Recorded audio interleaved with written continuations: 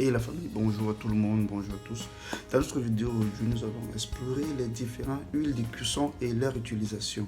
Les huiles de cuisson sont un élément capital de la cuisine, mais il est parfois très difficile de faire son choix pour une huile qui va aller et qui va concorder à son plat. Dans notre vidéo aujourd'hui, on va explorer quelques techniques ou bien avoir des conseils pour le choix d'une huile pour son plat. Si tu es là pour la première fois, je me prénomme Uri, chef de cuisine. Je partage avec vous les astuces, les recettes et quelques conseils de l'art culinaire. Juste t'abonner sur la chaîne Les Clés de la Cuisine et tu auras des vidéos précédentes. Alors, pour la prochaine.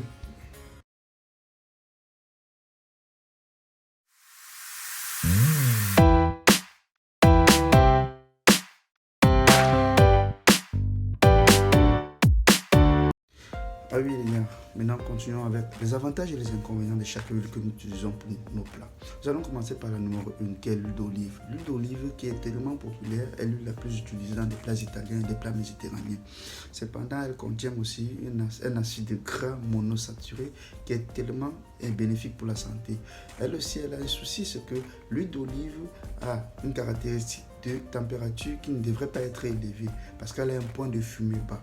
Plus la température est élevée, l'huile d'olive dégage une acide toxique qui est tellement dangereux pour la santé.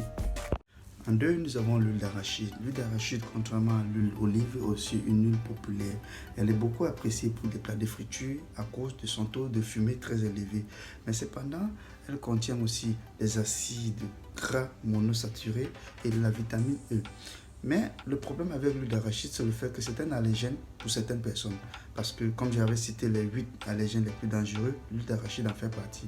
Il peut contenir, s'il est mal entretenu, il peut contenir certains produits chimiques nocifs à la santé de tout individu qui est allergène à cela. C'est pour cela que dans certaines compagnies, vous allez vous rendre compte que l'huile d'arachide ou bien l'huile de friture, à peine elle commence à changer de couleur, elle doit être retirée pour permettre qu'elle ne doit pas contenir des produits chimiques nocifs.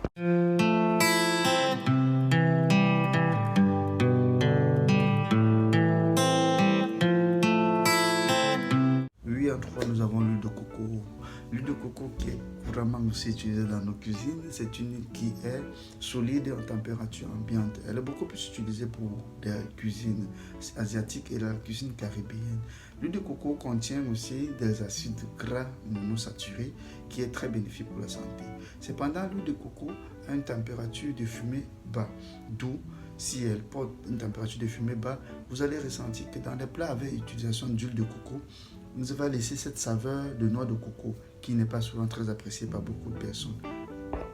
Les températures de cuisson de ces huiles appropriées, les températures appropriées à ces cuissons d'huile. Il est bien à noter que le choix de chaque huile, le choix d'une bonne huile, est en fonction de la température dans laquelle nous voulons faire cuire nos aliments. Les huiles à point de fumée élevé, telles que l'huile d'arachide, il est vraiment conseillé pour des fritures car l'huile d'arachide a une très bonne température. L'huile d'arachide conserve une température très élevée et s'adapte. Donc, pour des fritures, il nous est conseillé d'utiliser des huiles d'arachide. Maintenant, des huiles à point de fumée bas, telles que l'huile d'olive, elle est très bien conseillée pour des cuisines douces ou encore des sautés.